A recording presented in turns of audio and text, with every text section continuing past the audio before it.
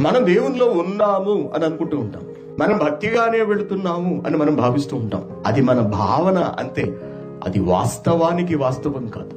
మన జీవితం బానే ఉంది అని మనకు అనిపిస్తూ ఉంటుంది, అలా మనకు కనిపిస్తూ ఉంటుంది. అలా చూపించి చూపించి చూపించి సడన్ గా ఒకరోజు మనం కళ్ళు మూసేటప్పటికి, కళ్ళు తెరిచేటప్పటికి అగ్నిగుండంలో ఉంటాం. అదేమిటి మరి? నేను బానే ఉన్నానే, నేను ప్రతిరోజు వాక్యం చదువుతున్నాను, ప్రతిరోజు దేవుని మాటలు వింటున్నాను, ప్రతి నెల నేను నాకు తోచిన దాంట్లో దేవునికి ఎంతో కొంత ఇస్తున్నాను కదా, మరి నేను అగ్నిగుండానికి వెళ్ళిపోవడం ఏమిటి అని మనం అనుకుంటూ ఉంటాం.